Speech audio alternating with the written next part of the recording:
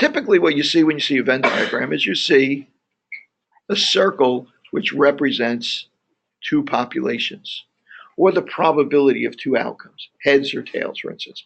These are mutually exclusive. They don't ever cross with each other. You can't have anything that's both heads, both A, if I call this A, both A and both B, right? Because they don't overlap at all, right? So they might be what you might call mutually exclusive. Okay, it could be male and female, could be heads and tails, or for outcomes on a coin flip, and so on and so forth. Okay, so one of the ways I can describe the portion of the population that I want to describe, the probability of randomly selecting someone from a population or the actual people in a population, is I can ask you to describe, to show me which part of this is A, or the probability of selecting someone from A. Kind of the same thing in a way. Okay, so what would that be? That would just be what's in this circle.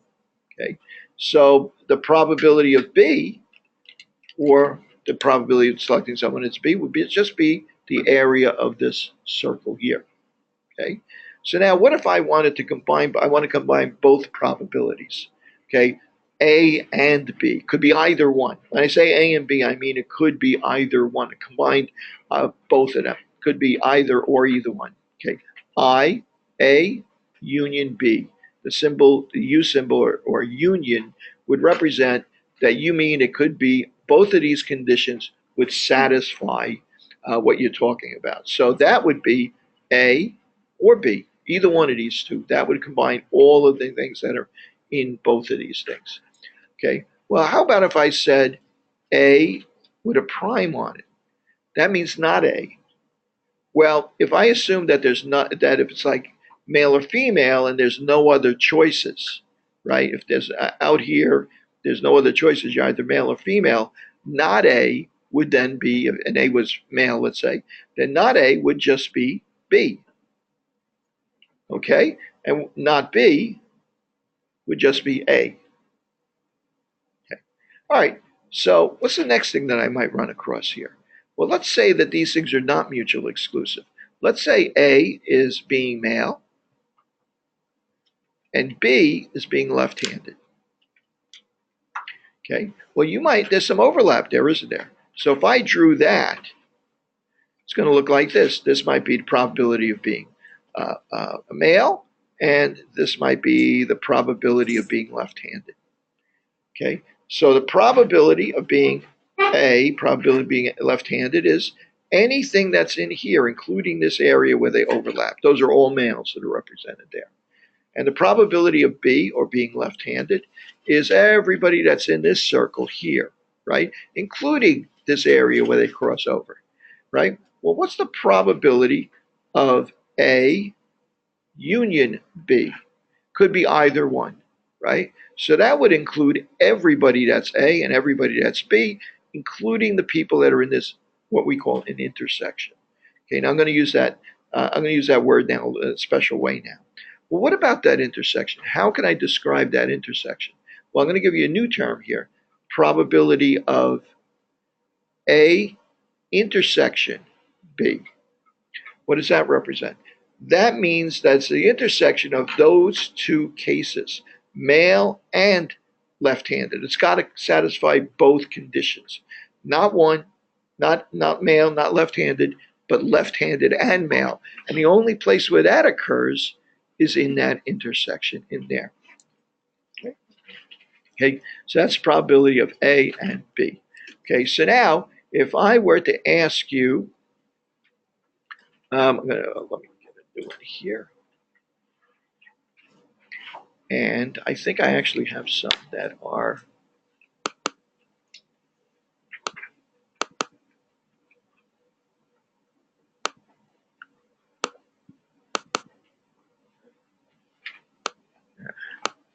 I don't have them here. Let me go online and grab them quickly so I don't leave any out.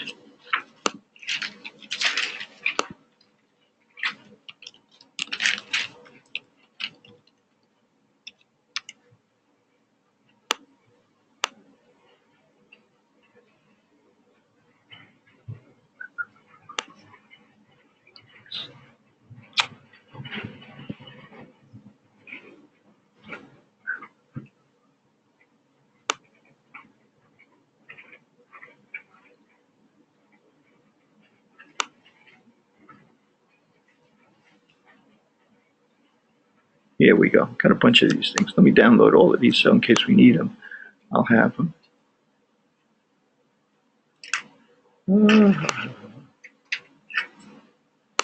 Over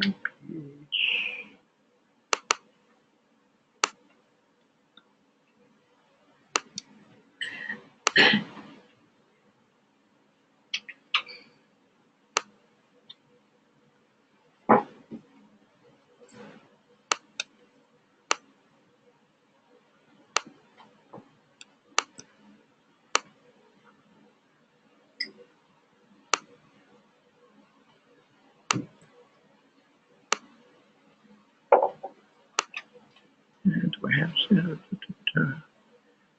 distribution? I don't think I have these here. Let me try somewhere else. I think I got some other pictures. See, we got it here. Don't mind me talking to myself.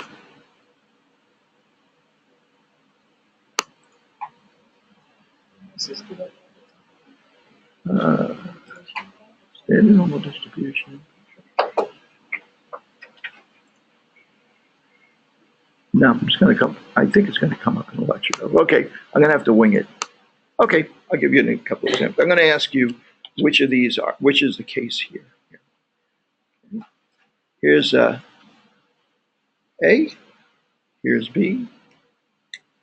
Okay, what if the area that I'm interested in is all of this? What would that be? Bingo, that's all there is to it. Okay, good. How about, yeah. Okay, how about, okay.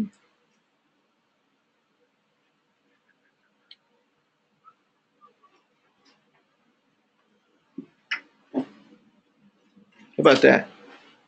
A. A, what else could it be? Right, not B. Exactly right. Okay, good.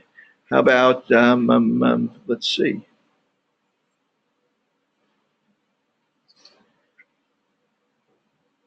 That area in there.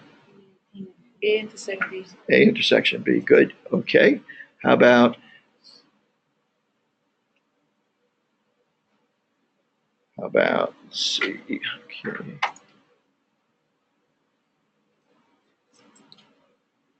How about that? It's just A, right? Just A, right? It just happens to include some B and stuff like that, but it's just A. Okay, so now how about, let me grab a new page here so you can see it. I know I'm getting low in the page. With that last one, wouldn't you need to say like something about B though, because it does include the. Well, for our purposes, it's just A, because everybody that's in there satisfies that condition. But we're about to get into something that does get a little sticky now. Oh, dude, didn't quite did. Oh, why is it undoing?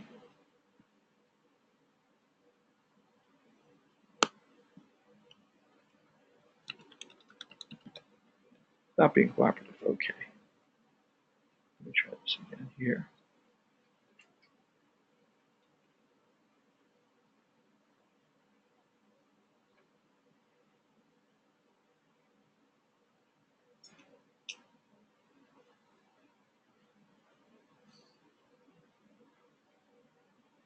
How about that area?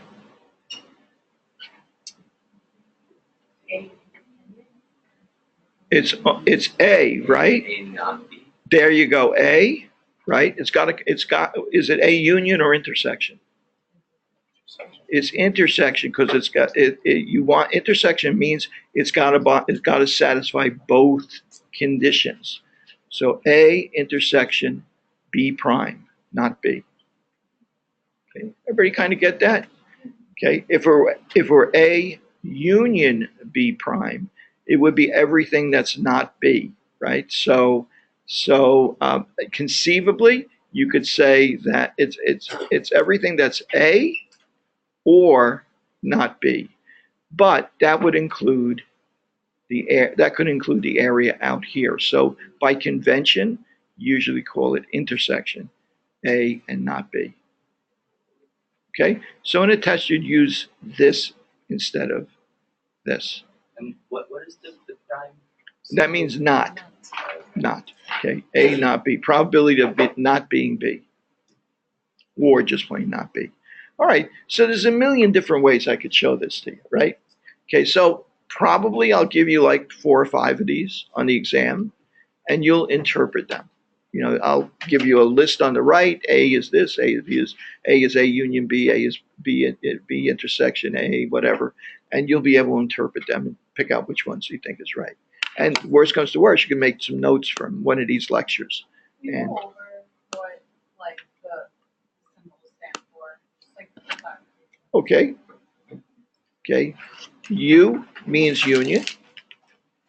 That means it can satisfy either condition, right? A union B means that all of the A's satisfy it, all of the B's satisfy it. Intersection,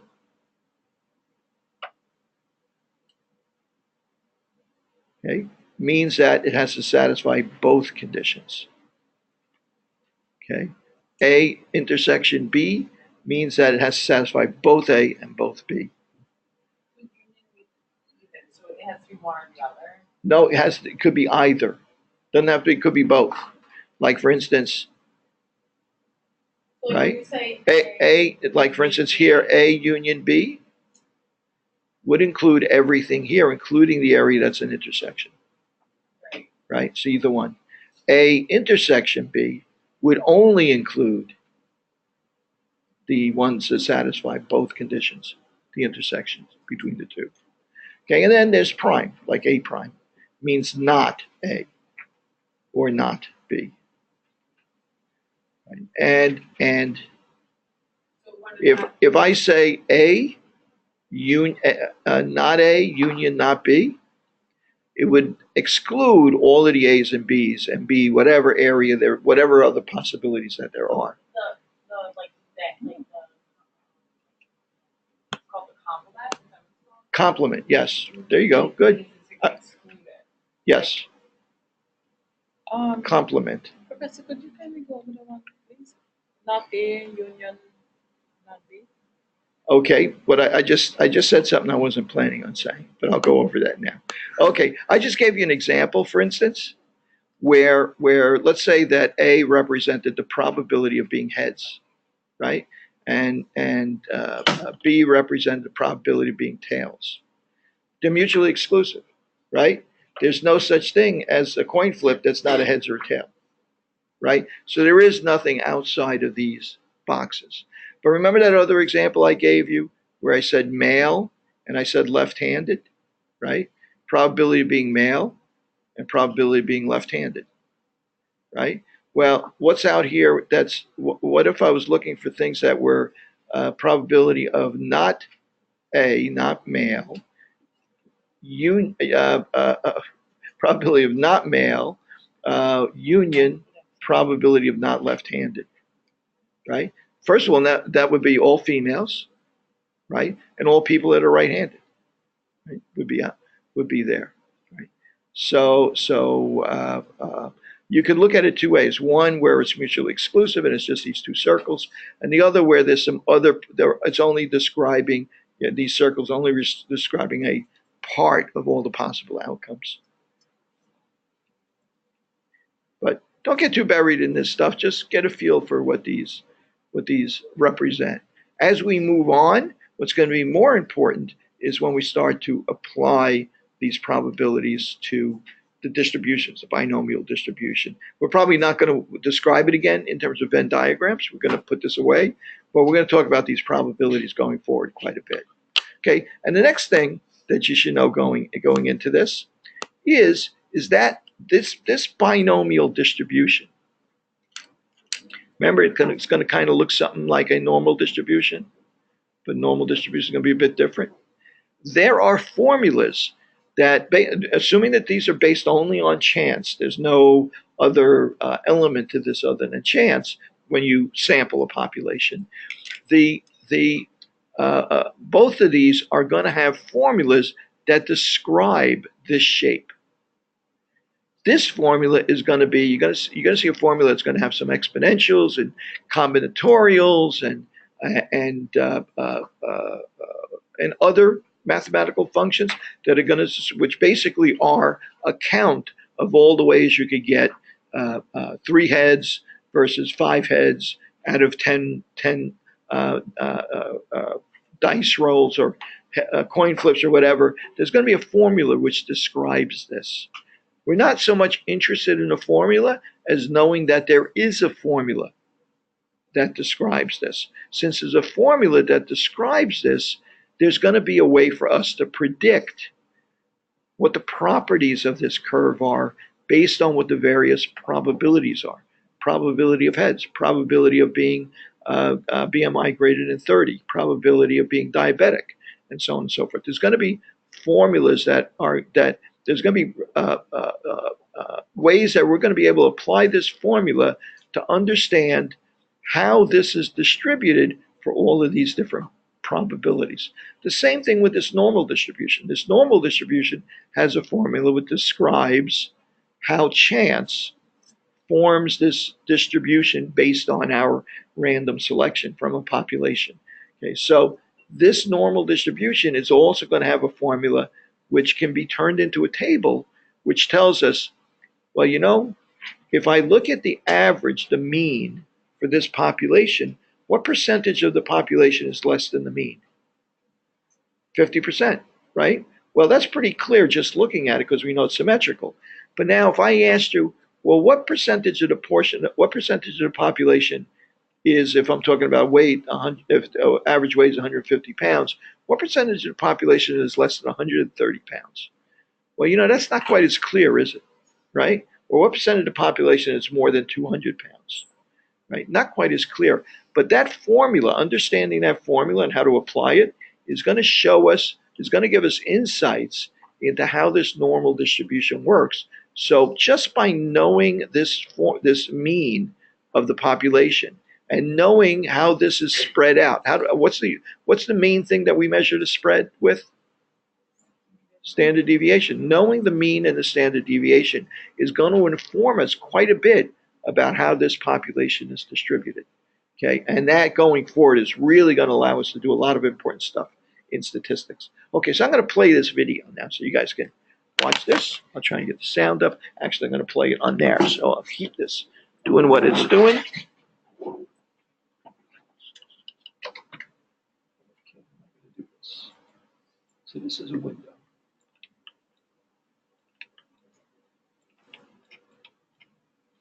So what I have to do here.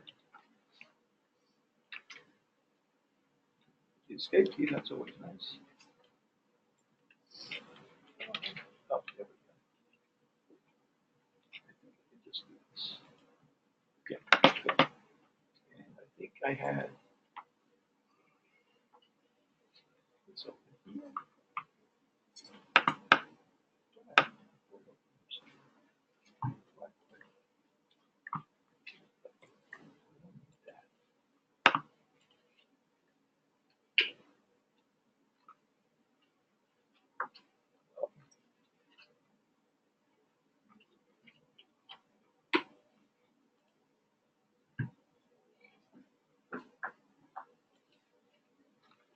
Okay, press your fingers and we won't wind up with another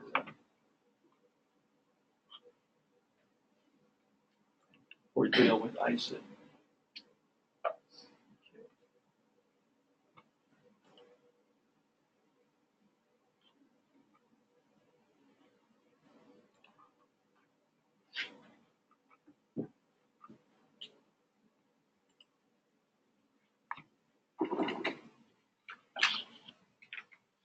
Hi, I'm Professor Waldron's avatar, and I'm here filling in for him today. There you go. It's working. What do you know? Uh-oh.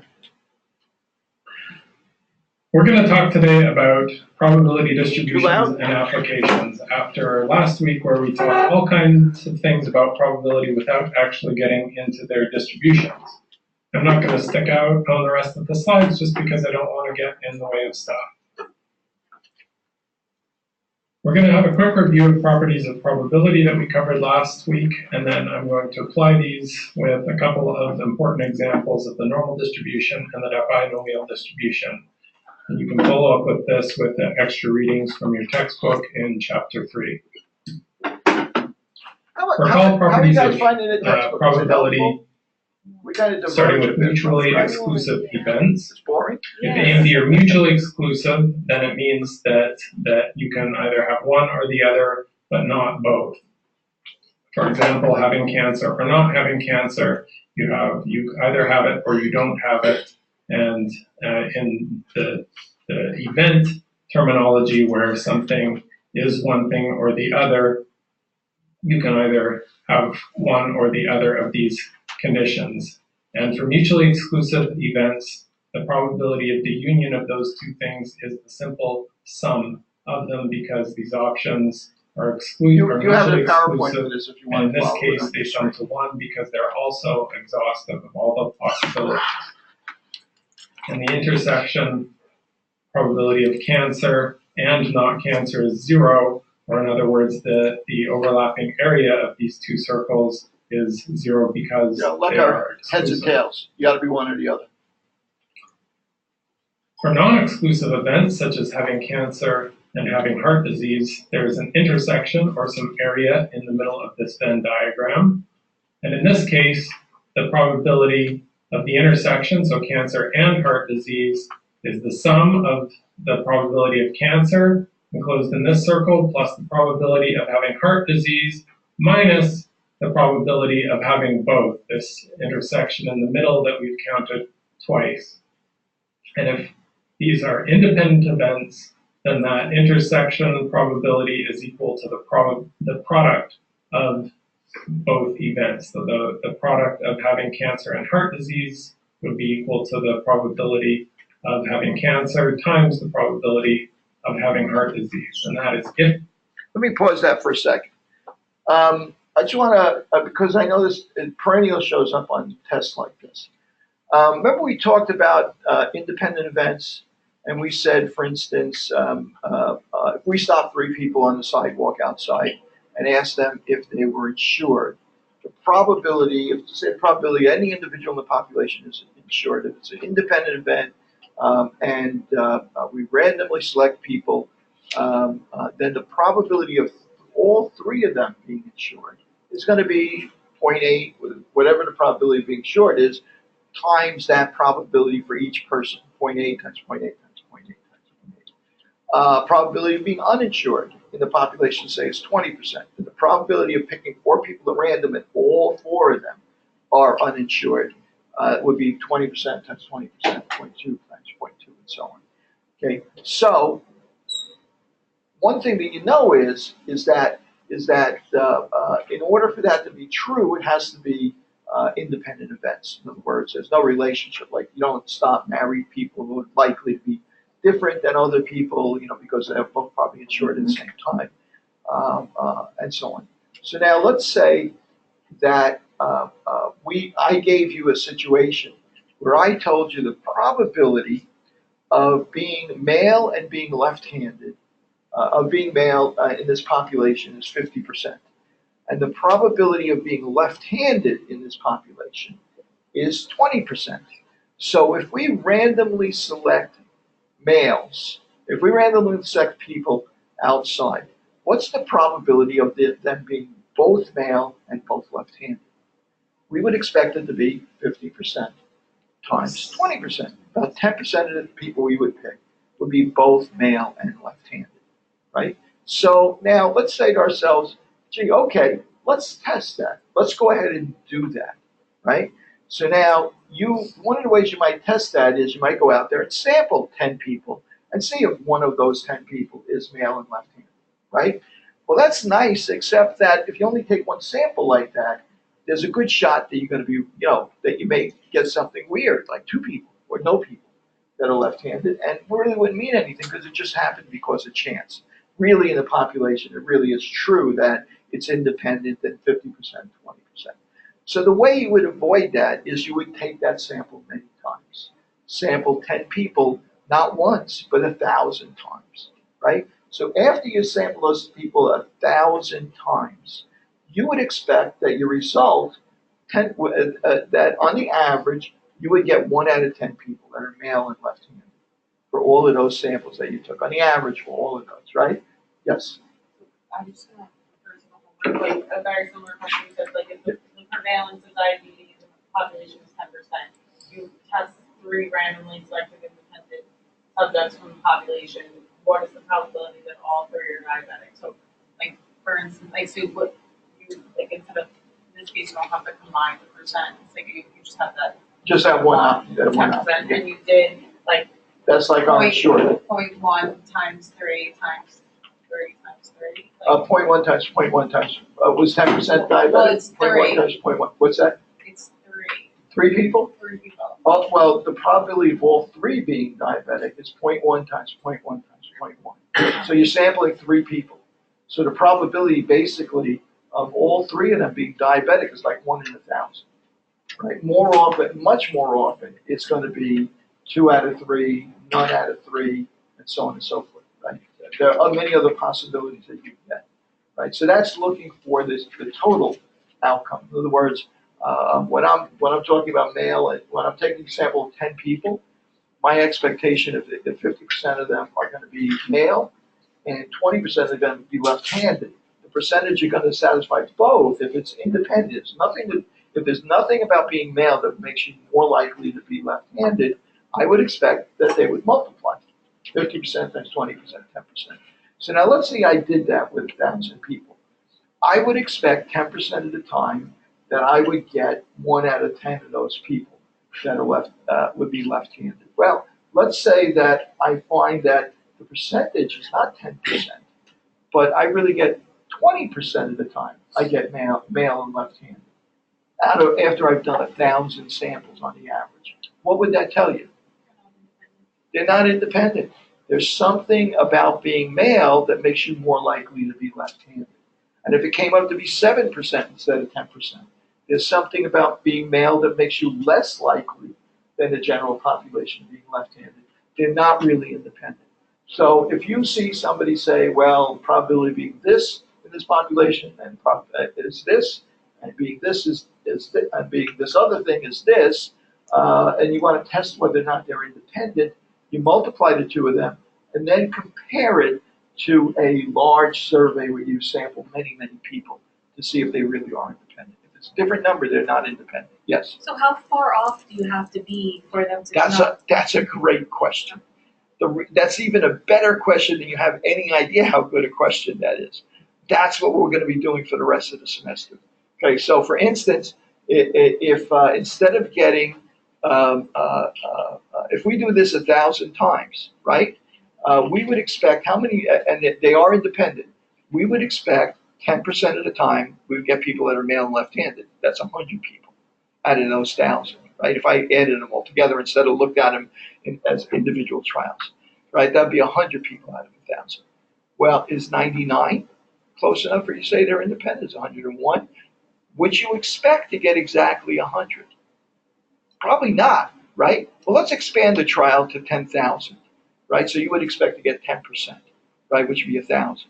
Would you expect to get exactly 1,000? No, but maybe not. Maybe you might get 999. Maybe you might get 1,001. Maybe you might get a 995, right? Well, the problem we have now is where do we draw the line? That we say that these 2 things are independent or these 2 things aren't independent. And the secret to statistics is we can't draw that line. All we can do is figure out how likely we are to be wrong if we say they're not independent. So for the rest of the semester, what we're really going to be doing is we're going to be comparing population A to population B, people that took a drug versus people that took a placebo, and looking at the differences. And there's always going to be a difference because you never expect exactly the same result, even if you sample over and over again from the same population. Never going to get exactly the same result just because of chance, right? You're going to get close, but they may be not the same result. So our job is going to be figure out how different do they have to be in order for us to be reasonably certain that they're really different. Okay? So when we do a study, do we say that, oh, we've proved that A is different than B. No, we don't say that. We say, for instance, we're 95% confident that A is different from B.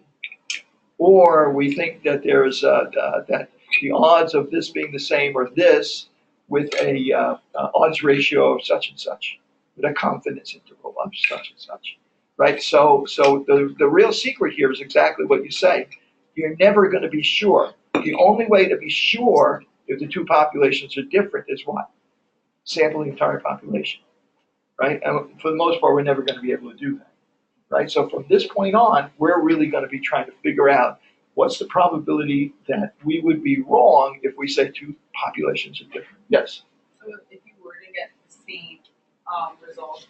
Exactly the same and result. you could say that like it's just that the sample is not random. You can't even, right? Excuse me? Would that be an answer to like? Oh yeah, it might be the sample wasn't random. It could be the that the two, it could be the sample is not random. But if you assume it's random, then you would expect to get that outcome, that what you would get from multiplying the two probabilities to be true if they were really independent. Like if you give like a statistic and then you give like an example and the number and the percents are different, which they should be. Right. Like what do you infer from that? Well, first of all, there's always going to be a difference. In other words, if I flip a coin 1,000 times, you would not expect to get exactly 500 heads. But in your head, it's a 50% chance, right? You know that that's true, but you're almost never going to get exactly 500. So you're always dealing with at what point do I say that that difference is meaningful? In other words, that it's likely that that difference is true, that there's something wrong with that coin, rather than that it's just a variability in taking samples that I'm dealing with. Just a probability of getting something different than the ideal outcome. Right? So that's really what we're going to be dealing with going forward. Let me just get that started again. So I wanted to interrupt that because he's talking about that a little bit here. And on every test, you're going to get an introductory biostatistics. They're going to mention that. Independent.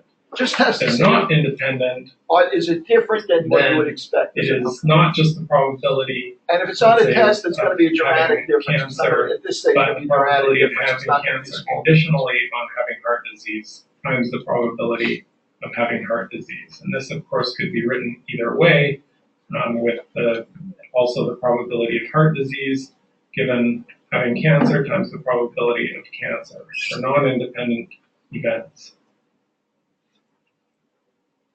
A nice little cheat sheet for you here of the notation that we have learned and that you should know. I won't go over it all here, but this is just so that you have it in today's notes as well. Oh, whoa. Hang on a second. A random variable is any You saw that characteristic there. that can be Go back to measured, that on the categorized. I was going to where grab it there. Any Stop it for a particular second. outcome Is that is back up? determined at least Wanna take a partially quick by look? chance. I'll let you look at it. Examples would be the number of new diabetes cases that will be seen in diabetes in New York City in any given year, or the weight of a randomly selected individual in New York City, where you don't know the answer, but there is a probability of any particular outcome occurring.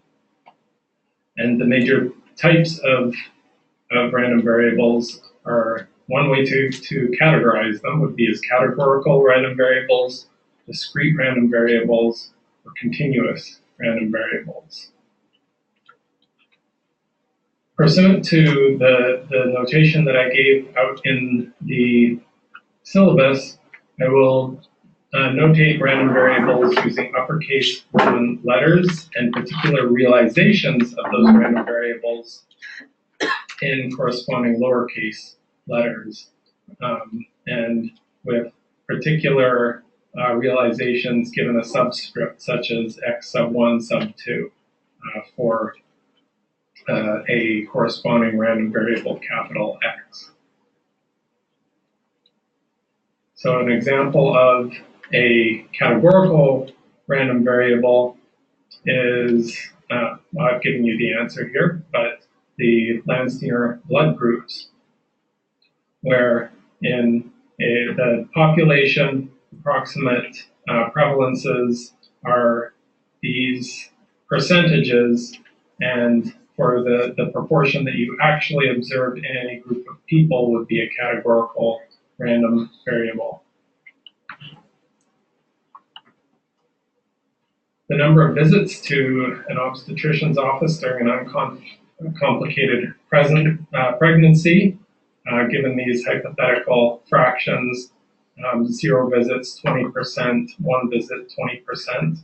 This would be an example of a discrete quantitative variable. Right. So Small it's quantitative, actual number of visits. Because rules of arithmetic can be applied. You could add and subtract these. However, it's discrete because you can't have just any value. They must be integer values. The distribution of body mass index in a population would be an example of a continuous variable if it is measured with decimal places. And this is a visualization of that probability distribution.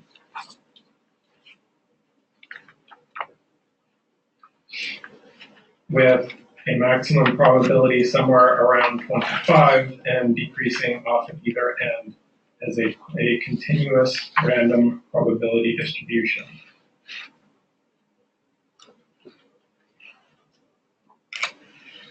So the first thing to know about continuous random variables is that any finite interval within the bounds of that probability distribution will have a positive probability. And that probability, if you are looking at a probability density plot like this, is the area under this curve. What is the total area under this curve if you went over the entire range of the possible values of the distribution? It would be 1.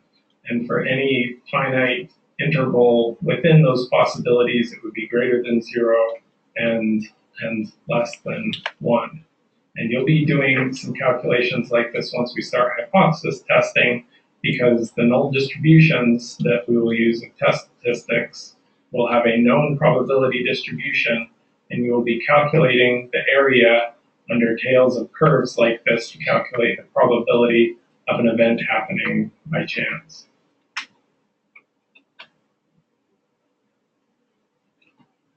So a lot of this is new for me. So again, Don't get too worried about that. We're going to be in going general, over it. we will be interested in intervals along these curves, in particular in the tails of the curves, and counting up the total area or probability of intervals of those curves. And once again, the interval containing all possible values, so certainly from minus infinity to infinity, sometimes more restricted than that, but we'll have probability equal to 1. The two most important probability distributions for this class will be the normal distribution, this bell-shaped curve, and its cousin, the t-distribution, and for binary outcomes, the binomial distribution. And we'll be doing plenty of testing and calculation of probabilities with both of these. The normal distribution is applicable in a lot of different instances of continuous random variables, and the binomial distribution is applicable in instances where the outcome is binary, either yes or no, healthy or sick, and we have a number of independent events. It describes the probability of the number of yeses and nos in those independent events. So the normal distribution, this symmetric bell-shaped distribution, is characterized by 2 parameters. And I'm giving the population parameters here, mu for the mean, and sigma, the population standard deviation. The mean defines the center of the normal distribution, and the standard deviation defines the spread of it. So here are just a few examples. This curve here has a mean of 0, it's centered on 0, and a relatively small standard deviation of 0.2. These 3 curves here all have a mean of 0, but the second one, the green one, has a standard deviation of 1. Sorry, these are the squares of the standard deviation of the variance. and this Little third easier one to has a see on variance of 5. So you can just see how These, increasing the variance it's kind of hard to increases see the because this spread, projector's this L-shaped not in the best distribution. shape. And But there are multiple And curves. the fourth on that one page. Can you see has it? Maybe again a it's my, variance maybe of it's my 0.5, angle. but I it's can't shifted see over it. to the left by a You guys negative can't see 3. it? Maybe it's because I'm old. It's hard to see on this. A real life example could be the heights of men and women, where men have a mean height of 70 with a standard deviation of 4 inches, and women a mean height of 65 inches and a standard deviation of 3.5 inches. So you see a bit of a shift and a slightly but pretty similar variance. So different peaks, but quite a bit of overlap between these distributions.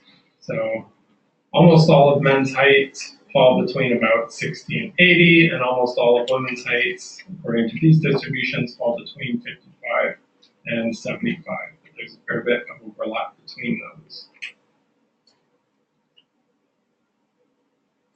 which can be roughly described by this. Now, this is kind of interesting. We're going to take a big leap here now. He's about to show you a interesting property of this distribution, and that is that not only does the standard deviation tell you how much it's spread out, but it can tell you specifically what areas of the population, what percentage of the populations are represented within this normal distribution. Very handy to remember empirical rule of normal curves. It says that the one standard deviation above or below the mean contains 68%, approximately 68% of the probability. It contains an exactly calculable amount of the probability, but it rounds pretty close to 68%. Plus or minus 2 standard deviations contains 95%, and plus or minus 3 standard deviations contains almost all of the probability, 99.7%. So if you have a normally distributed random variable, its probabilities for a large sample or for the population will fall according to this distribution defined by the normal. So for that, heights of adult women with a mean of 65 inches and a standard deviation of 3.5, just applying this empirical rule tells us that 68.5% fall within 65 plus or minus 3.5 inches, 95% within twice that, and 99.7% within 3 times of that. So this is a calculation you can do very quickly without having to refer to probability tables or using software to calculate probabilities of the normal distribution. It happens to be on these convenient values of 1, 2, or 3 standard deviations.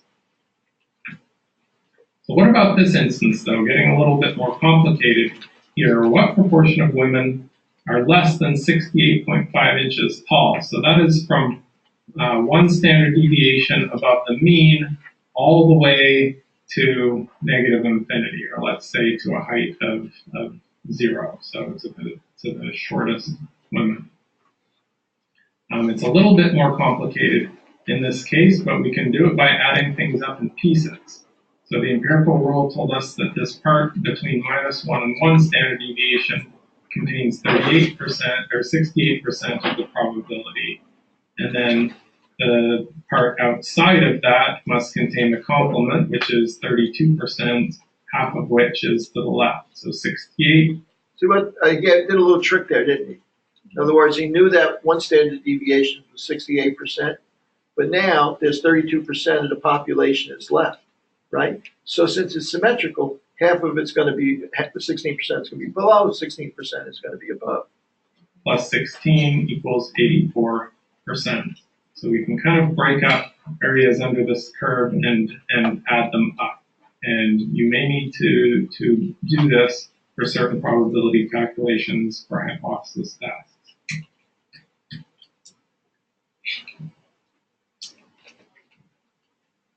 Z-scores are a standardization of the normal distribution, so it's sometimes called the standard normal distribution.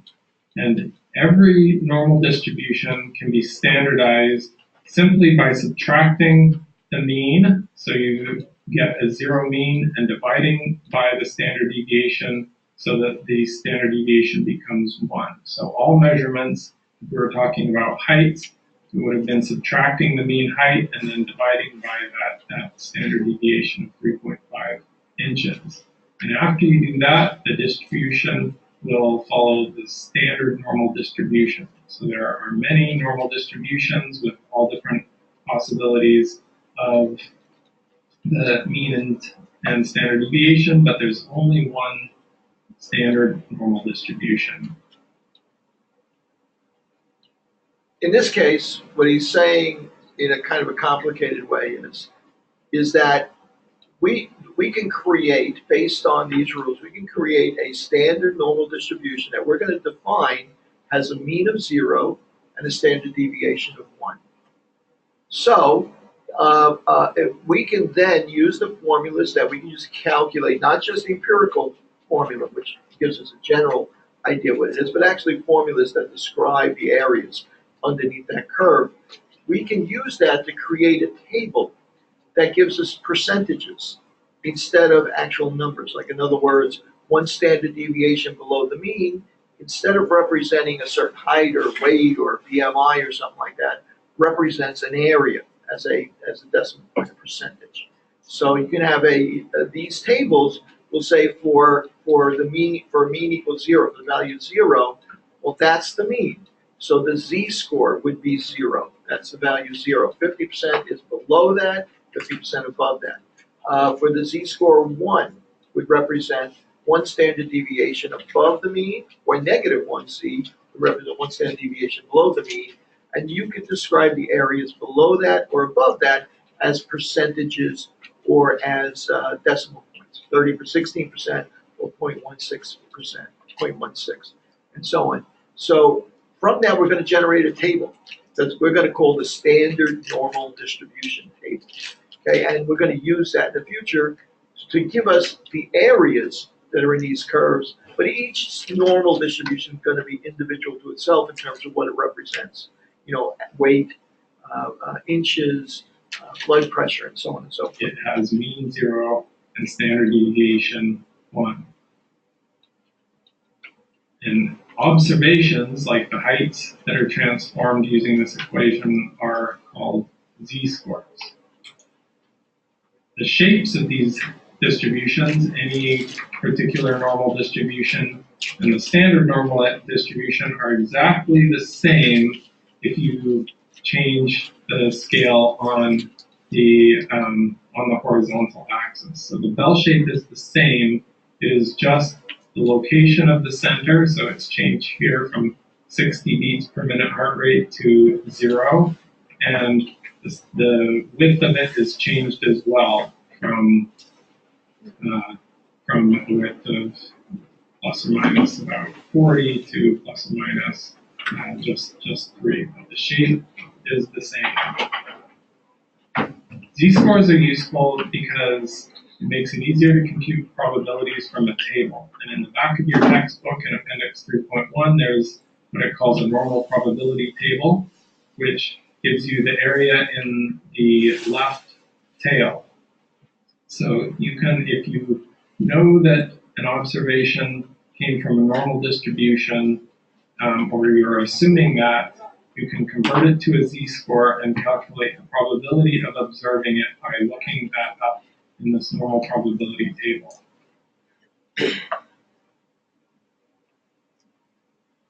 We'll get a better look at this table. So, as an example, let's find the probability that a normal random variable takes on a value of less than 1.43 standard deviations above the mean. So this is a z-score. It's been turned into the number of standard deviations above the mean. Its z-score is 1.43. 1.43. So let's look at that. Going down here, z-scores from 0, 0.1, 0.5. Don't worry if you can't see it now. We're going to get plenty of practice today on this. And following to 0.03, I see 0.9. He's looking up that value, 1.43 standard deviations. On a table that's going to tell what area is represented by that blue part of the area to the left of this particular value. And notice this is a positive z-score, 1.43 standard deviations above the mean. So that's why that blue area is more than 50%. Random variable takes a value less than 1.43 standard deviations above the mean.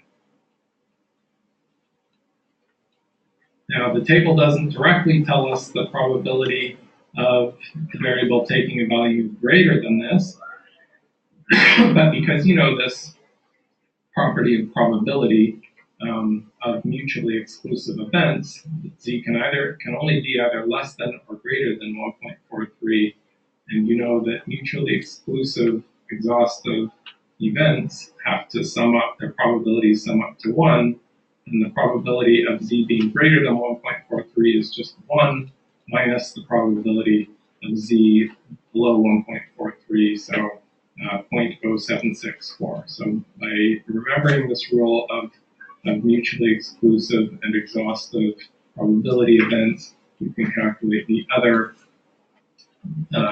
area that's not given by the table just by calculating 1 minus the alternative. Here are just a few handy z values to have. The one that that you in fact use all the time is this probability of z greater than 1.96 being 2.5% or 0.025. That means that the probability of being either greater than 1.96 or less than minus 1.96 is 0.05, and we use this for calculating p-values from a normal distribution. As an aside, you can use the norm.dist function in Excel as a handy way to calculate p-values.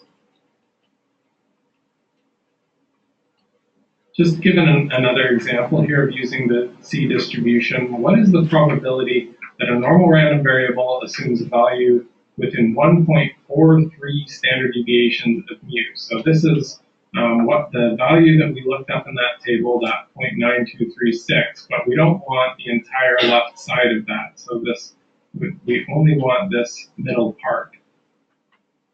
And one way to do this is by first taking the area that comes less than 1.43 and then subtracting what would be to the left of minus 1.43, which is that 0.9236 that we looked up, minus the 0.0764, that is the tail probability we calculated. It's the same as the tail probability on the left to give us 0.8472.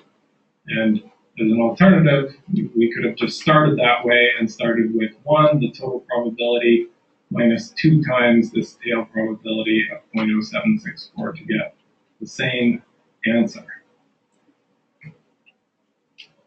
So, when you're asked to find probabilities using the z distribution, you will have to do this, and you'll have to do it for other distributions as well. I suggest that you start by drawing out the normal curve on a piece of paper and shading the area corresponding to the desired probability. This will help you to make sure that when you look things up on the table, you know what they correspond to in a more intuitive way, and you can figure out how to make the calculations that you need from what you're able to look up on the table.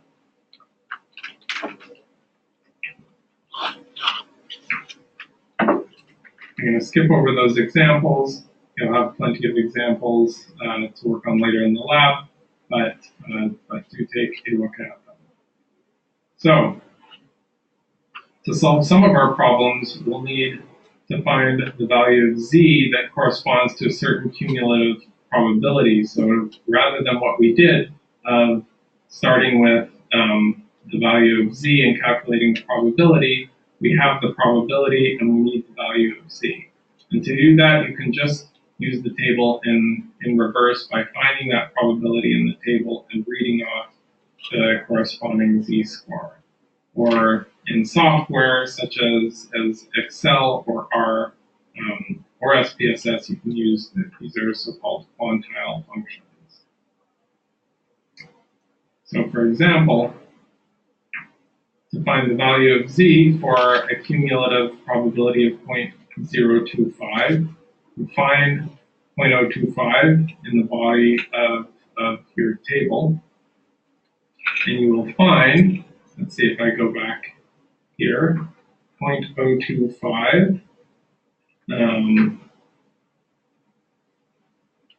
I'm actually not going to find that because this only starts at 0.5, but I can find 0.975, which is going to be, let's see. Sorry, I need the next page. It's not on here. You do have more values than this in your textbook, but I don't actually have this going up to 1.96, which is the answer.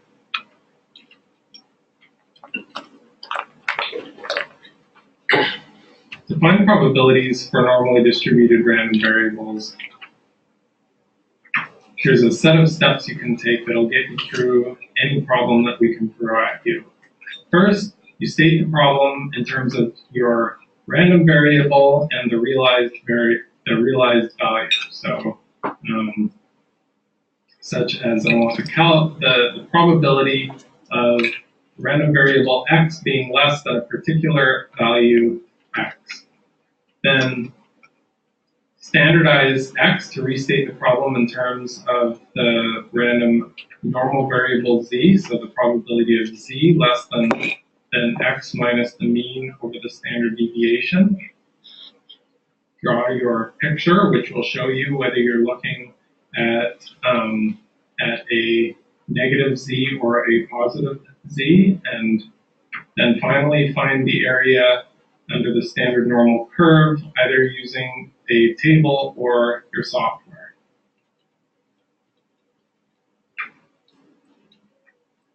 What about the binomial distribution? So we're going to talk now about binary variables and use the binomial distribution to describe repeated independent events that can only have two possible values, such as a coin flip or such as having cancer or not having cancer. And this single event is also sometimes called a trial, and the series of events is also sometimes called a Bernoulli trial. So for example, what is the probability that among 100 randomly selected individuals in New York City, 60 of them have private health insurance? So for this, we can use the binomial distribution to calculate those probabilities.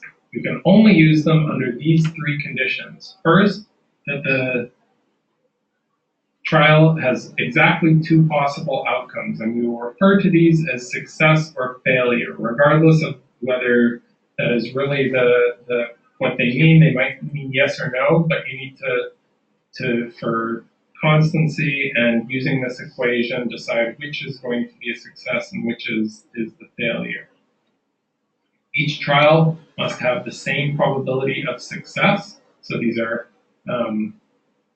for example, the probability of having cancer for the number of on a test, it's not uncommon to ask you what are the assumptions binomial distribution. Each person has to have the same. So these are the assumptions that you make when you do a binomial, when you examine a binomial distribution. And finally, these so trials just remember where this. Remember, you're going to have access to these PowerPoints. Probability of when you having take a text, success right? on one trial does not So depend just remember on where any you might find previous it again when you trials. review it.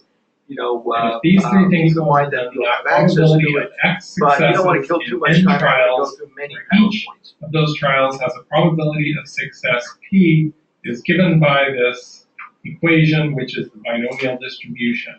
And in here, the exclamation point is a factorial, which you can calculate on a spreadsheet or using the binomial distribution in your software.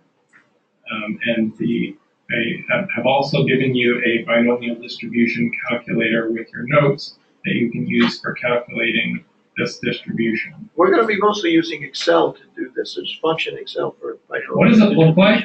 Well, it turns out that it looks not entirely unlike a normal distribution.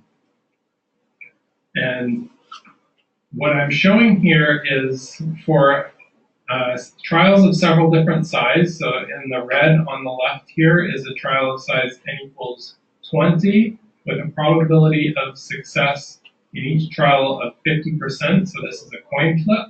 What I'm saying, if this is a coin flip, that if I flip this coin 10 times, my probability of getting anywhere between 0 and 20 heads, which are all of the possible values, follows this distribution. And if I repeated this so-called Bernoulli trial many, many times, this is the distribution of heads that I would see if I looked over these repeated trials of 20 coin flips, with the most probable outcome being 10 heads out of 20, because the probability of a head is 50%.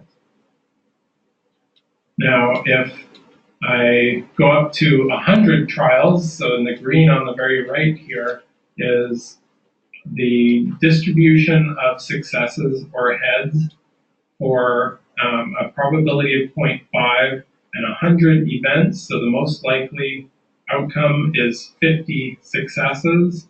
And you'll notice there's a somewhat wider distribution here than there was when there were only 10, and that makes sense because there are a lot more possibilities for the outcome. And then finally, for the same size n of 100 with a reduced probability, so a weighted coin if there is such a thing, with the most likely point being the probability of success of 30%, you just see a shift. So this does look something like a normal distribution with a mean and a standard deviation. And we'll get back to that. But as an example, the prevalence of diabetes in some elderly population is 10%, so this p is equal to 0.1. You can calculate what is the probability that if you randomly select 4 individuals from this population, that exactly 3 of them will be diabetic. And a straightforward way to do this is just by plugging these right into that binomial distribution of you guys remember that exclamation point means factorial. P is equal to 0.1. Like 4 factorial is 4 times 3 and times x, 3 the times number of successes, is equal to 3. Not bad, You not get bad when you're talking 0, about 4 3, trials and 3 6. outcomes, So right? But now this we're talking reflects the about fact like, this is you know, like only randomly selecting 10% 20 people. probability, the chance It's of 20 3 out of 4 factorial over individuals 19 factorial independently times having 20, Professor. and so on and so diabetes forth. is It quite got very low. complicated. Yes? Can you mute when you're speaking, please? I cannot Sure. hear you. So what is the probability that if you randomly select 4 individuals from this population, that at most one of them will be diabetic? So either 0 or 1. And you can do this just by adding up these calculated probabilities for x equals 0 and x equals 1 to get your total probability of, so the union of these two events of 0, or the union of these 2 possibilities of there being 0 diabetes cases or 1, and that turns out to be 0.9477, almost 95%. So you see how these rules of probability that we covered are starting to come in handy.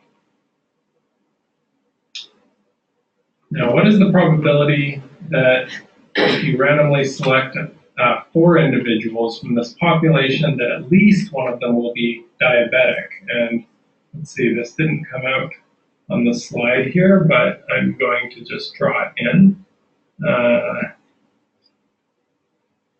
So we calculated on the previous page at most 1, and that was 0.9477. So we could do this by calculating the probability of 2, 3, and 4, but the easy way is just going to be 1 minus 0.9477.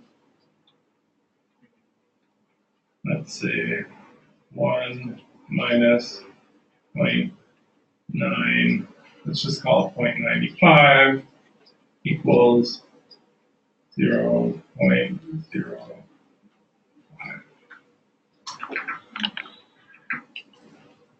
So you can also do this with the binom.dist function in Excel, and I have used that function in the spreadsheet I've given you. So that the binomial distribution not only looks like a normal distribution, but it is in fact very close to a normal distribution. It's not exact, but for reasonably large sample sizes, it is pretty close, and you can approximate it, and this is useful for instances where the predicted number or the expected number of successes in a trial is something more than, let's say, 5, but widely applicable, and in cases of large samples, much easier than doing the exact binomial calculation.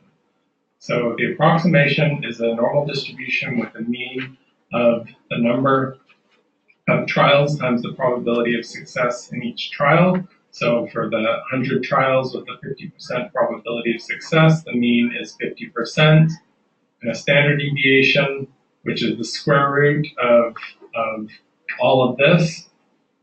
I'll just extend this over so that's obvious, of n times the probability of success times 1 minus the probability of success.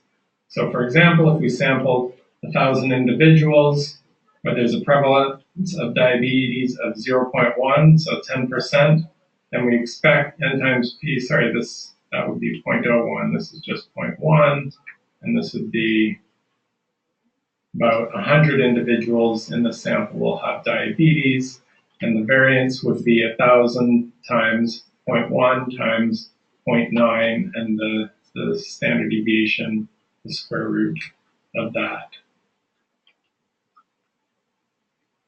So when the number of trials is large, this approximation is very good. And if these products, NP and n times 1 minus p, are both at least 15, so that is the expected number of successes and failures. This is just one rule of thumb. Then you get a distribution in the binomial that matches pretty closely to the normal distribution. So in summary, the probability notation and calculations are key, both to doing direct probability calculations, but to a lot of the hypothesis testing and applications that we will be doing this semester. And for the most part, we will use the normal distribution, the binomial distribution, and this normal approximation to the binomial distribution quite a bit. We will cover a couple of other distributions as well. But remember the new notation, capital Roman X for a random variable, the lowercase for a realization of that random variable, N for the number of trials, P the probability of success of each trial, mu the population mean, standard deviation sigma, and Z for the standard normal distribution, or the Z score would be of an individual outcome would be a lowercase c. Those probability calculations and lookups, you should be able to do that for both binomial distribution and normal distributions. However you do the calculations is fine. You won't be required to do it any particular way, but you should be able to do them. And you should be able to do calculations involving the upper, lower tails of the normal distribution and the binomial approximation to the normal distribution. Thanks for listening, and I will see you all next week for your exam. Okay. Let's cleanse our palate, take a break. I think that probably work best. It's a Word document? That's a Word document. It's called, this one is B. B, lab sessions, normal distribution, empirical rule. Well, we just learned what the empirical rule was, right? Normal distributions have characteristic shapes that are related to their mean and their standard deviation. It's the nature of a normal distribution. When we say standard normal distribution, the standard normal distribution is a special version of this where the mean is 0 and the standard deviation is 1, and it's used to build tables. I'll show you what that table looks like right here. Okay, hang on. You have that, right? That's B. Okay. Here's what the standard normal, this is what the standard normal distribution looks like. Here's a picture of it here. And here's a couple of tables that go along with that. In this table, the z-score represents the number of standard deviations away from the mean. So if the z is 0, remember I told you the mean is 0 for the standard normal distribution? Z is 0 means you're at the mean. So a z of 0 represents the mean. So this is a z of 0. See how it goes down? Z is 3.4, 3.2. This is 0. Okay, and what's the area that's associated with a mean of 0? Well, what area am I talking about? If you look at the top part of this, most of these different versions of the z-table will tell you what areas are represented when you use the table. Like in this particular case, the area to the left of the z-score that you've chosen. So to the left of the z-score, right, if the z is 0, would be 50% of the area of the curve. And indeed, if I go down here, you see if the z-score is 0, it represents 50%. Okay, there's two places where you can see 0 here on both sides of the distribution. This represents positive z-scores. Notice that the areas are all above 50% because it represents the area to the left of the z-score you've selected. So if you have a positive z-score that's bigger than 0, it's going to be an area bigger than 50%. So all of these numbers in here represent areas. Okay, so we're going to come back to that. That's not really what we're focused on right now. Okay, what we're focused on right now is just in general how this normal distribution is shaped. Okay, and we have a rule that we can start off with, a rough rule. It's an approximation. And in this rule, 68% of the proportion of probability involved in the normal distribution, that could be 68% of the population of people, could be 60%, 68% of the possible outcomes if you take a random sample, and so on and so forth. But 68% of what's in this normal distribution is between one standard deviation below the mean and one standard deviation above the mean. Okay, and if I extend that a little further, 95% of the possible outcomes are between two standard deviations below the mean and 2 standard deviations above the mean. And if I go as far as 3 standard deviations below and above the mean, I've got 99.7% of the possible outcomes, or a 99.7% probability that if I pick a random person from that population, they will be within that range of blood pressure or weight or whatever this represents. So I'm going to go to my notepad, and I'm going to draw one of these.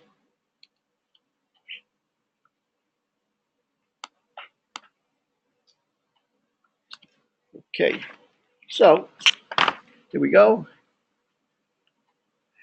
Okay, let's see. I'm going to draw 2 normal distributions. In this one, not quite looking so normal, but take my word for it. Mu, when I use mu, I'm talking about the population mean, right? When I use standard deviation, I'm talking about population standard deviation. If I'm talking about a sample, I use X, capital X, or I use SD for standard deviation, or just, S sometimes. Okay, so, let's say that the mean here is 100. And the standard deviation, whatever this is, maybe it's blood pressure, the standard deviation of the population, I'm going to talk about means for now, standard deviation of population is 10. Okay, so now I'm going to take another distribution. This one has a mean of 100,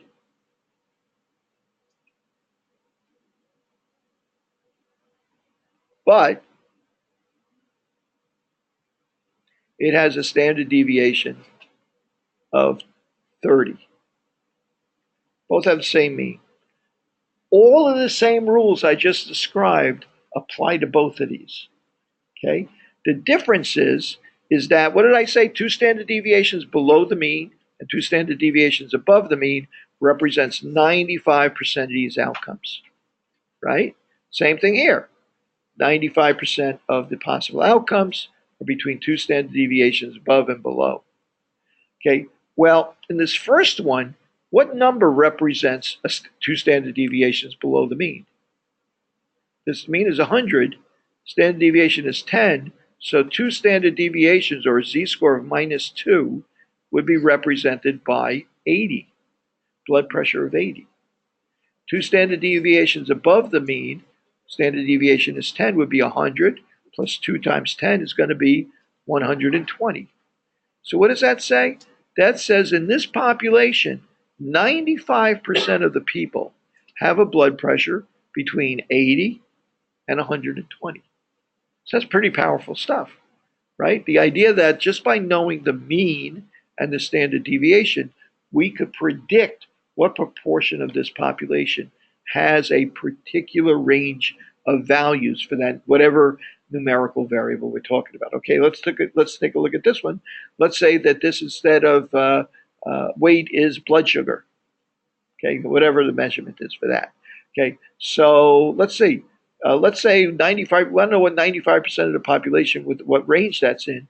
Okay, so a z-score of -2, right? In other words, 2 standard deviations below the mean to a z-score of +2, right? 2 standard deviations above the mean. What would that range be? It'd be 100 minus 2 times the standard deviation, which is 30, is 60. 100 minus 60 is 40. Okay, how about 2 standard deviations above the mean? It's going to be 160. So 95% of the population has a blood sugar, of this population has a blood sugar between 40 and 160. Let's drop the other shoe. What do we know beyond that? What do we know beyond that, as a matter of fact?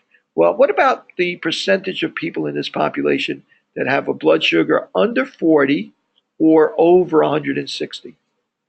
Well, what have we accounted? What percentage of the population have we accounted for? 95%. What does that leave? It leaves 5%.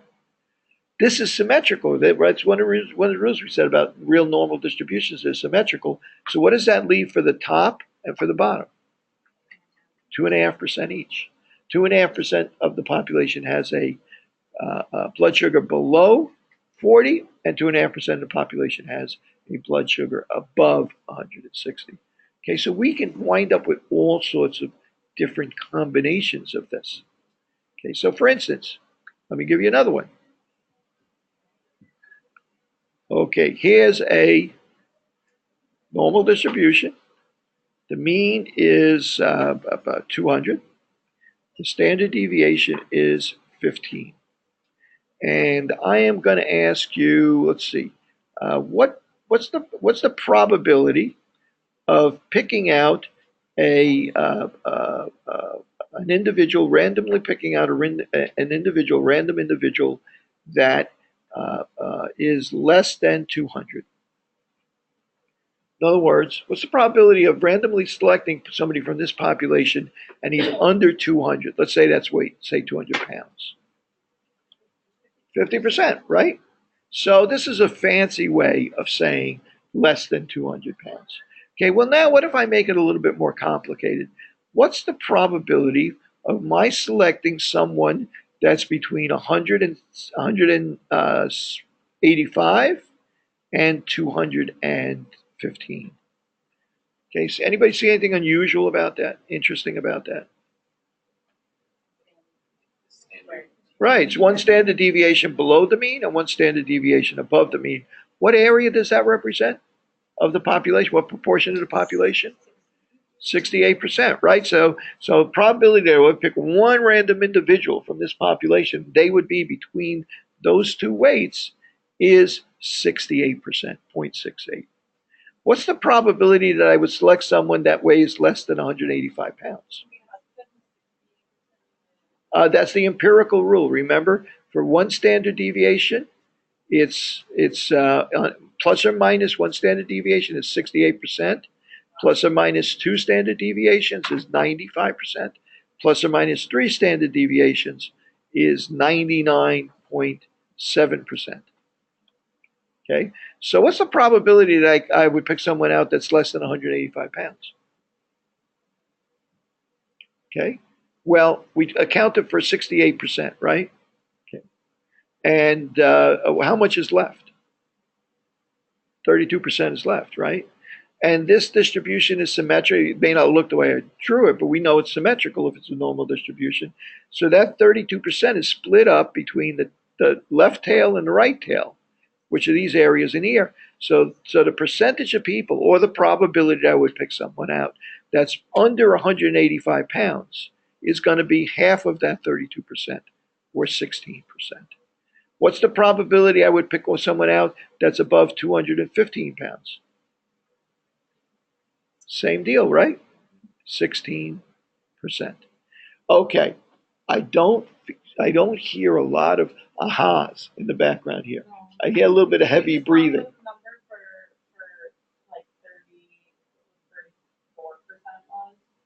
for like 34%. I'll show you where 34% came up. Okay. Let's say I do this again.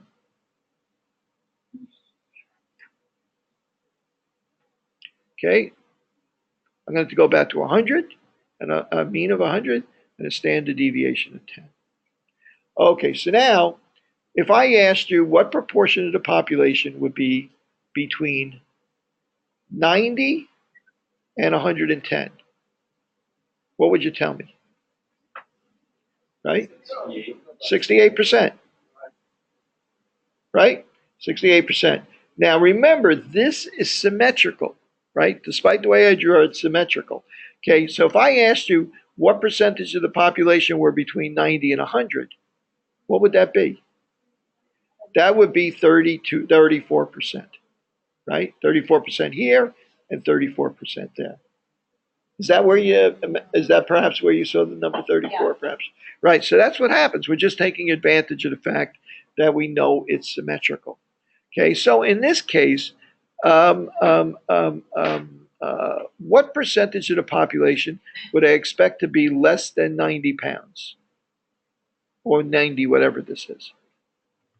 That's going to be this area in here, which is, remember, if this is 50% and this is 34%, that leaves 16% in the bottom half here. That's the same I would have gotten if I had just done 30, done 68 and then divided it by 2. So that's the empirical formula.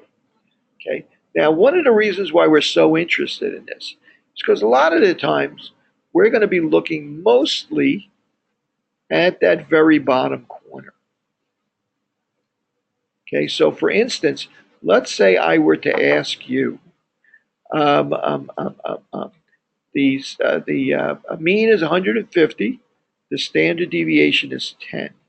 Let's say I were to ask you, what's the what value, what weight? Let's say this is average weight. Okay, what weight do you have to be in the top 2.5%?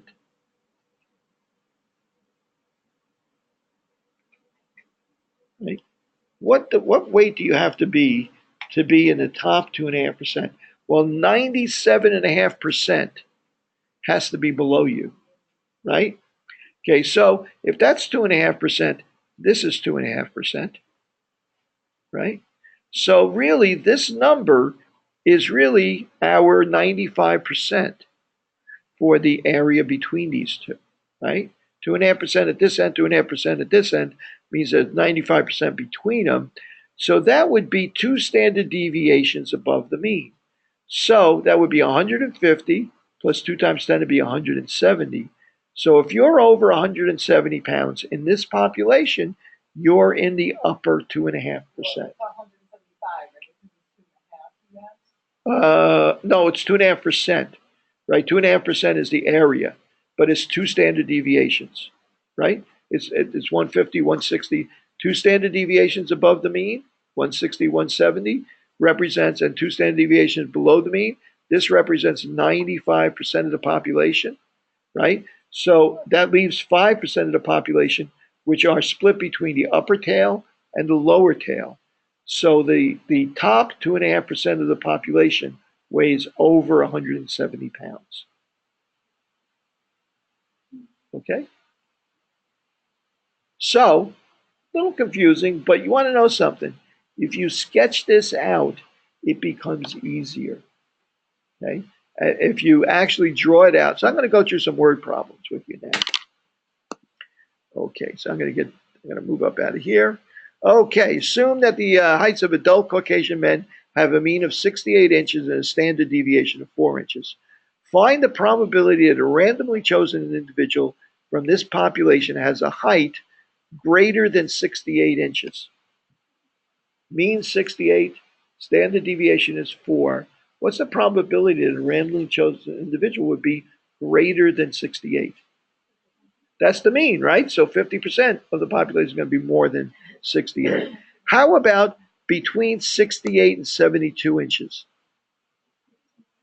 That's going to be. Draw it out, but like it's more than You could draw it. You could, yes, absolutely. By all means, you could draw it out. But just so you look at it quickly here, 64 is how many standard deviations below the mean of 68? 1. And 72 is how many above? 1. So how many are between 1 below and 1 above? 68% of the population. How about between 70 and 76 inches?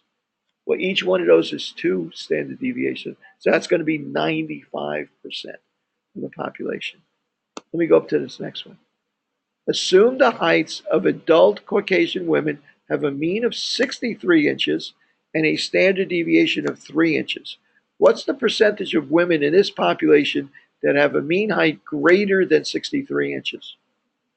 50%. How about less than 63 inches? 50%. How about greater than 66 inches? Uh-oh, a little tricky there, right? Now maybe we want to go and sketch this. Okay, so 66 and 3. That's the okay, let's see here. Let me get back to notepad here. Here we go. Okay, so here's my normal distribution. Here's my normal. Now remember, you're going to have this recorded, so you're going to be able to take this home later on and go over it again and just. I'm going a little bit quickly here because I want to get through as many examples of this as I can, so later on you get to look at it and take a closer look and so on. Okay, so, and I hate to say this, but you might actually find somebody that's better than Levi, either Levi or I, at explaining this on YouTube, right? Because there's some great YouTube recordings on a lot of this stuff. You can imagine, like every school in the country, there's some dope like me explaining this to a bunch of bright people like you, right? So one of us probably has a better explanation than all the others. So it's worth maybe like looking around a little bit. If I see any really good YouTube videos, I'll make sure that I post them for you. Okay, so what's the mean? The mean is 63. The standard deviation was 3. And I asked you what percentage were, what did I say, greater than or less than? Don't remember. What's that? Greater than?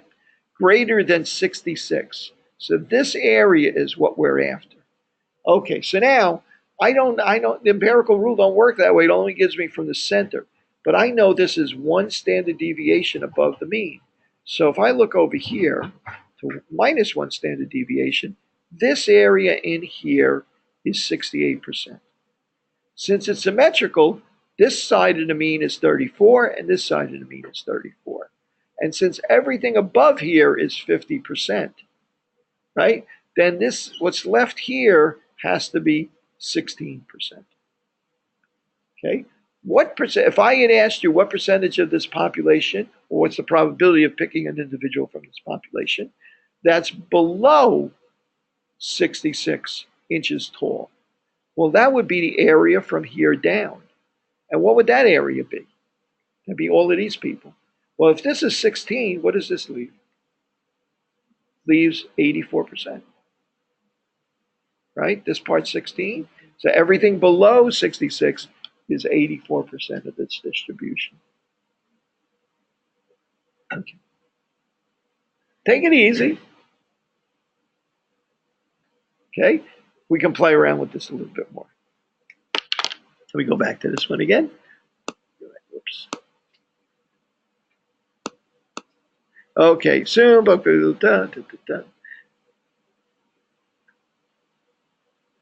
Okay, gestation time for humans is a mean of 266 days. All that's happening here is the numbers are getting a little bit more complicated, but the actual calculations are the same. Mean gestation period of 266 days and standard deviation of 25 days. What percentage of pregnancies would you expect to be greater than 291 days? Well, 291 less 266. My guess is that, since I'm only using the empirical rule here, is that difference is 25. So it's 25 or one standard deviation above the mean. So what percentage would we expect to be greater than one standard deviation above the mean? Well, we just did that, right? That was our 16%. Okay. Less than 241 days. Well, less than 241 days is one standard deviation below the mean. So less than 241 would be another 16%. Less than 241 days or greater than 291 days. What am I asking there? I'm asking you to add the two areas together. Okay, here we go.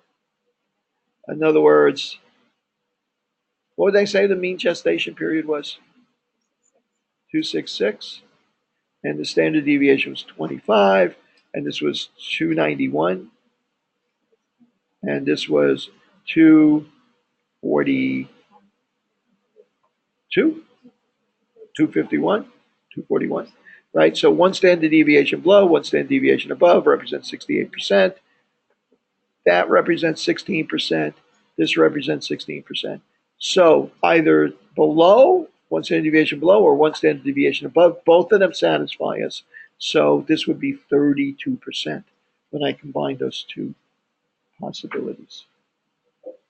So it really is just a matter of like playing around with these few numbers, the rules that you know about the proportion. So if I give you an even standard deviation like 1 or -2 or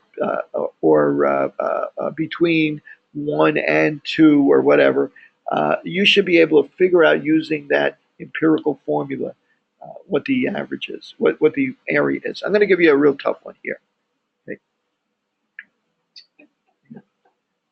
When I say real tough, I mean, within how tough this can be. Okay, so the mean's 100, standard deviation is 10. Okay, so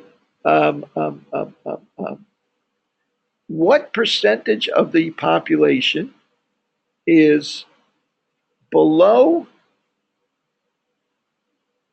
let's see, below 90 or above 120? Well, what percentage is below 90? Here's 90. This is actually, that's 10. This is actually one standard deviation below the mean. So I know this area in here is how much? 34%. So this area, which is the part I'm interested in, is 16%. Right? Well, what about above 120? Right? This is going to be, well, gee, above 120, that's going to be, if I look at the 95%, right, that's two standard deviations above, 95% would leave in this area over here only 2.5%. So if I asked you to satisfy either one of these two conditions, could be either below 90 or above 120, it would be 16% plus 2.5%. Okay, and all of this can be figured out from our empirical formula. Right? 95 probably won't come up with three standard deviations so much because it's basically just saying like almost everybody. Okay. Well, why? Remember, you might have heard Levi say this number 1.96 and so on and so forth. We're gonna come across that now. We're gonna take another look at this now.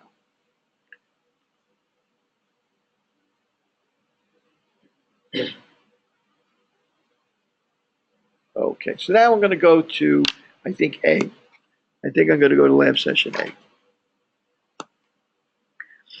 No, lab session C. Excuse me, got it wrong. I'm purposely holding off of binomial distribution for last. Okay, lab sessions. This is B. I'm done with this one. And where did C go? Here we go. I think that's it right there. Here we go. Okay. Okay, assume the height of a U.S. woman at 63. This is the same one we just did. Basically, what's the percentage of women you expect to have a mean height less than 63? 50%. Less than 62 inches. Okay, now standard deviation. Uh-oh, got a problem here. Let me draw this problem. We want to know what percentage of women are less than 63, less than 62, or greater than 66. 63 inches is the mean, standard deviation is 2. So let's draw this. 63 inches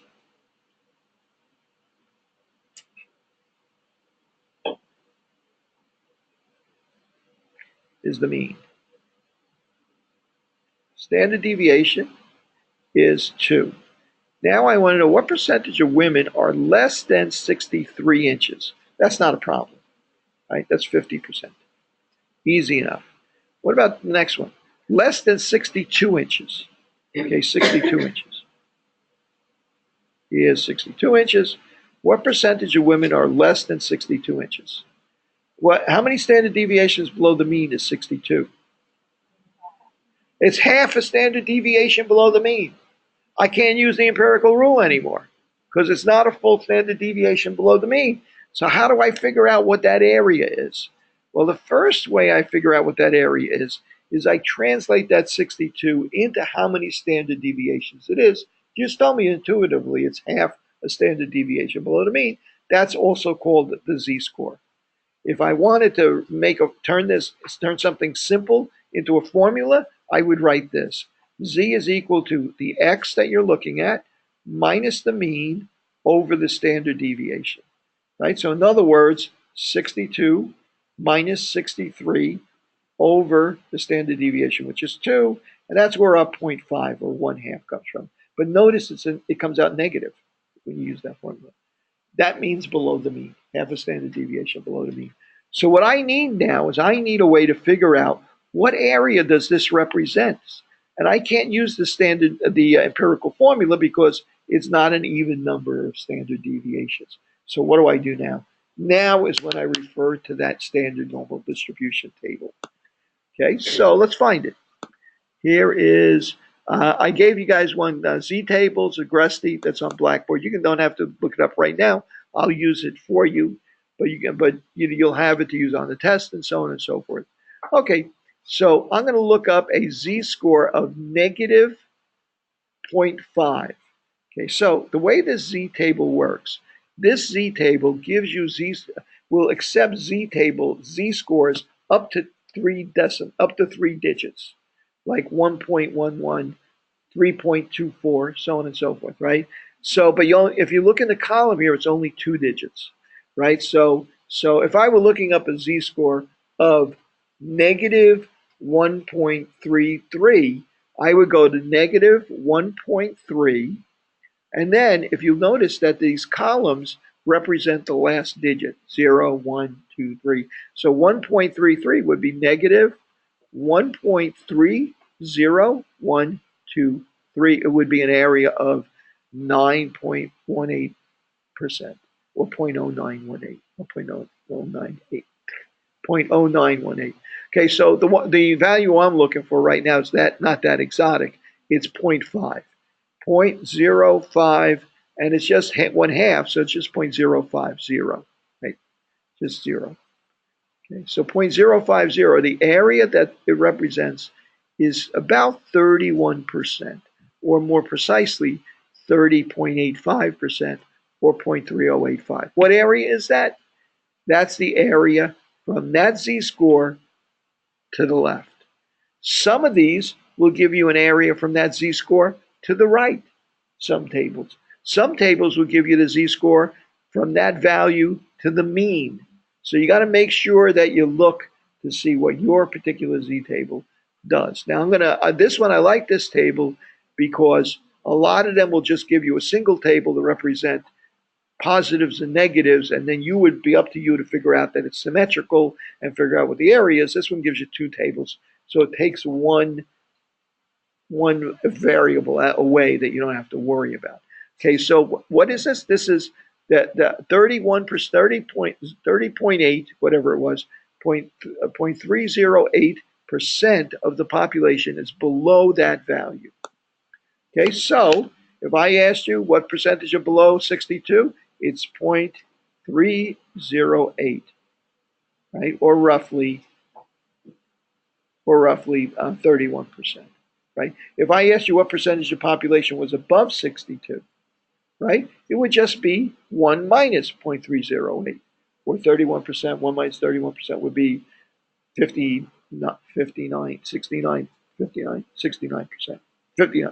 69%. Am I right? Yes, 69%. 0.692. Okay, so just subtract it from 1. Okay, so what's the next question that we ask in that problem? Let me get this out of the way a little bit. Okay. Greater than 66 inches. Greater than 66 inches. Okay, greater than 60. So we're interested in this area up here. Okay, so that area up there, 66 inches. What's the z-score for 66 inches? How do I figure that out again? Z is equal to x minus mu. You got it. You got it already. You can look. You can see it intuitively. Is equal to 66 minus the mean, 63 over 2 is equal to 1.5. It happens to be positive. Positive means to the right side of the mean. So this is a z-score of plus 1.5.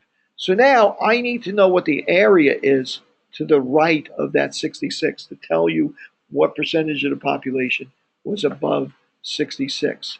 Okay, the other way of saying it, what would be the probability of picking an individual that had a value above 66?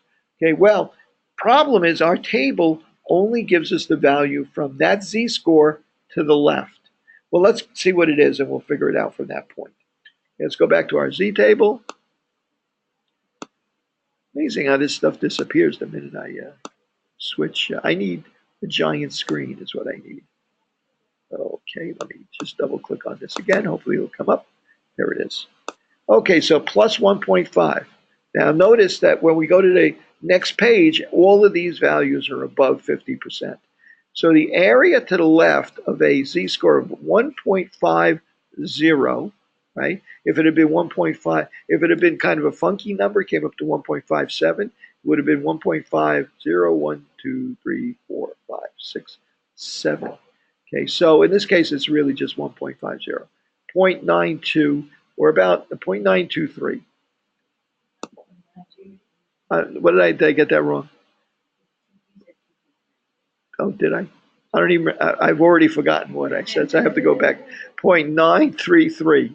Okay, 0.933. Okay, so this area to the left of this is 0.933. So that means the area above that is 0.067, right? About 6.7%, right? So that's the way we would use this z-table, okay? Now, I could use it another way too, okay? I'm going to give you another example now. The other way I could use it is, okay, here I'm going to take the same example I just had there. I think I said the mean was 63 and the standard deviation was 2, right? Now I'm going to ask you, what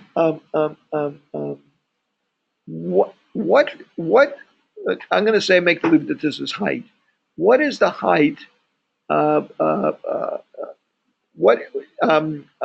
want to take the.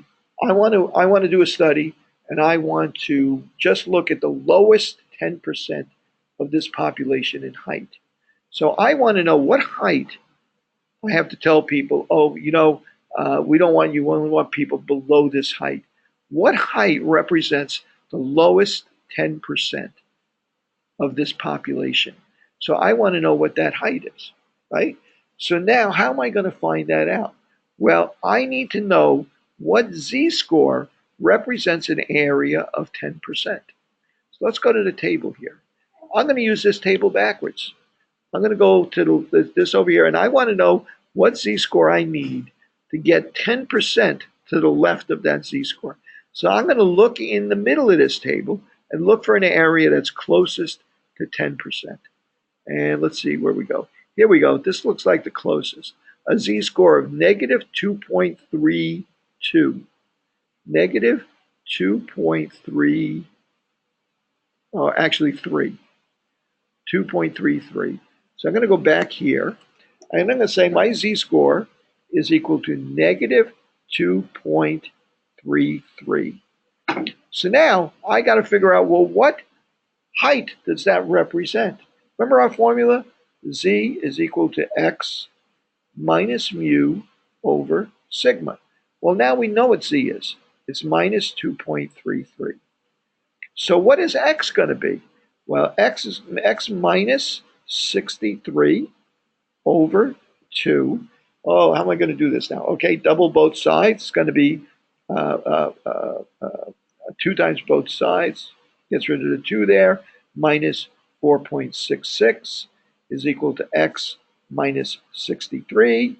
Move the 63 over there. 63 minus 4.66 is going to be 59.34, right? So that's what the value of x is going to wind up being to get a z-score of negative 2.33.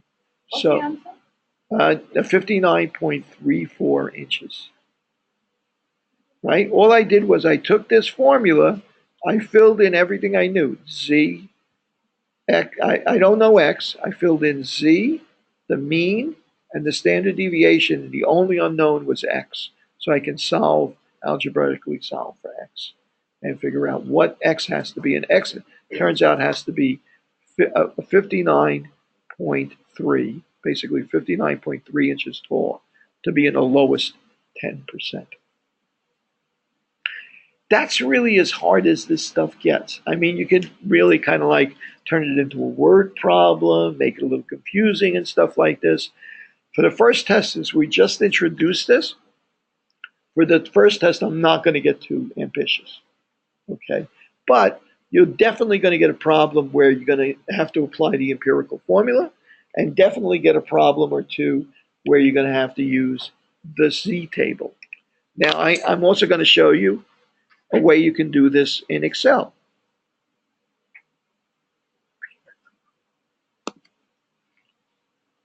That would be 1%. The lowest 10%. No, on the detail, 10%. Did I chose? I think I chose 1%. Yeah. Oh no. Did I? No, I don't think so. Wait, 0.099. I think I took. I'll go back here. No, I don't think so. Did I? Let me go back again. Oh, I think you might be right. I think he's right. That's 1%. That's the lowest 1%. Lowest 10%. You're absolutely right. Good catch. The lowest 10% here would be 0.1, right? 0.1. There were so many digits there, it confused me. Where is it? Here, closest I get is this one over here, 1.28. 1.28 would be the z-score. So we would, this would be negative 1.28 is equal to x minus 63 over 2. Negative 1.28. Good catch. I should have known that when I got such an extreme value. Right. That's the other thing. I should have caught it, because if the z-score is if this is 2, then 59 is like almost 2 standard deviations below the mean, right? So that's a lot less than 10%. That leaves a lot less than 10% left if you're 2 standard deviations below the mean. So negative 1.28 is equal to x minus 63 over 2. Okay, multiply both sides by 2 is minus 2.33. 56 is equal to x minus 63. Move 63 to the other side, minus 2.56. And so x is 60 point, I'm going to just call it 60.4 for argument's sake, inches. So if you're under 60.4 inches, you're in the lower 10%. Thank you for that. I hate going back and seeing that I got that wrong and not having people here to, let them know that I led them astray, right? Keep that in mind. These represent areas, right? So this is 15%. This is 6%. So what I was doing was I went all the way up here and I saw 90. Where was 99? Here, over here. I saw this and in my mind's eye, I saw 10%, but it's really 1%, right? This is a little less than 1%. Okay, but 10% would be 0.10, or closest to that would be probably what we just picked out here, 0.10. Okay, so there's going to be a lot of different versions of this that we can present you with. Now, we're pretty much at the end of the class. I just want to cover one more thing, and that is the binomial distribution. I'm going to run over. If you have to leave, you can always watch this on video. But if you can stick around just for about another 5 or 10 minutes, I want to show you something interesting in Excel that allow you to do binomial distribution calculations. In those problems, you are likely going to be asked to calculate the likelihood of certain events that are not all one way or all the other way when they are solved. Let me bring Excel back up here. Okay, so for instance, let's say I asked you, what's the problem? If you picked out 3 people, if I told you that there was a 10% chance of being a diabetic, and you were to pick out 10 people in a population, what's the probability that they'd all be diabetic? Well, it would be 0.1 times 0.1 times 0.1 times, it would be vanishingly small. Only 10% prevalence. You're going to pick 10 people. It's going to be a very small chance that all of them are going to be diabetic. However, if I asked you what's the probability that 2 of those people are diabetic, well, that gets complicated because it could be the first person's diabetic and the 6th person, or it could be the 2nd person and the 8th person. A lot of different outcomes. That's why that factorial formula can get so complicated when you're talking about a lot of different events. There is a way to calculate that in Excel. I'm going to do it right now. So I'm going to start out with something that has a probability of 20%. So the probability of this occurring randomly in this population is 20%, 0.20. Okay, so I'm going to take a sample of size 10, right? So what outcomes can I have? I can have 0 people that are diabetic, 1, 2, 3, 4, 5, 6, 7, 8, 9, or 10 people that are diabetic. I'm going to blow this up so we can see it, right? So these are all the possible outcomes I can have out of a selection of 10 people, right? So what's the probability that exactly none of these people, well, what's the probability that exactly 1 person is diabetic? There's a function in Excel called binom dist. Now you can use binom.dist or you can just use binom dist. I'm going to type that in. I'm going to hit parentheses.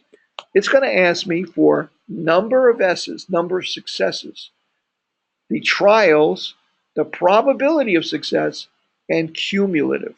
Okay, what are those 4 things? First thing it wants is the number of successes. So the number of successes is, I'm taking 10 trials, 10 people. The trials are the number of people I'm going to sample. Okay, so the number of successes is going to be 1 in this case. I want to know what's the probability that 1 person out of 10 trials, 10 people, is going to be diabetic, when the probability of diabetic is 0.2. Okay, so now I'm going to say either true or false. For the moment, I'm going to say false for cumulative. And I'm going to close parentheses, hit enter. It gives me the probability that 1 person out of 10, given that the probability of being diabetic is 10%, probability that 1 person out of 10, exactly 1 person out of those 10 is going to be diabetic. How about the probability of 2? Exactly 2. It's going to be equal to binomial dist, parentheses. Okay, this time 2 successes out of 10 trials. Probability is 0.2 for each one, and cumulative again is false. What does that mean? We're going to get to that in a second. I'm going to repeat this for each one of these other values. I'm going to do it for 0 first. Binomial, I'm going to automate it for the rest of them. Binomials 0, 1, 0, 10 trials. Because there is a possibility none would be diabetic. Probability is 0.2. Oops, that's a comma. 0.2, false again. Wouldn't that make it 11 trials then? No, it's 10 people. It's still 10 people, but you can have none out of 10, right? So now, okay, this time I'm going to do it this way. Binomial dist, parentheses. Instead, I'm going to put the number of successes, comma, it's always going to be 10 trials. It's always going to be 0.2. And for our case here, it's always going to be false. Parentheses. Okay, that's the probability of getting 3 out of 10. Notice it's going down. So now I'm going to drag this down and do calculation for each one of these other numbers. Notice by the time we get to 10, 9 or 10, it's vanishingly small. It's such a long shot. It's a tiny probability. But these are all the possible outcomes. So what's that all going to add up to? 1. Yeah, all the possibilities are going to add up to 1. Yeah, bingo. All adds up to 1. What if I asked what's the probability of 2, 1, or 0? 2 or fewer are diabetic, right? Well, one way to do that is to say the sum of all these probabilities for 2 or smaller, right? Sum of these 3. Right? Another way to do that is to say equals binomial dist, and I'm going to cut you loose as soon as I do this, parentheses, and say number of successes is 2, comma, trials is 10, comma, probability is 0.2, just as I was doing before, except this time I say true. And what happens when I say true? It's going to give me the probability for 2 and every possibility below 2. So it comes up the same as I did there. So that's the idea of true and false. Now, this is also the same thing of what's the probability. This also, I can use this usefully if I wanted to know what's the probability of 3 or more being a diabetic. Well, that's just going to be equal to 1 minus the probability of 2 or less. So you can get pretty sneaky with this stuff. Okay. So let's call it a day. We'll go over this again in our review sessions.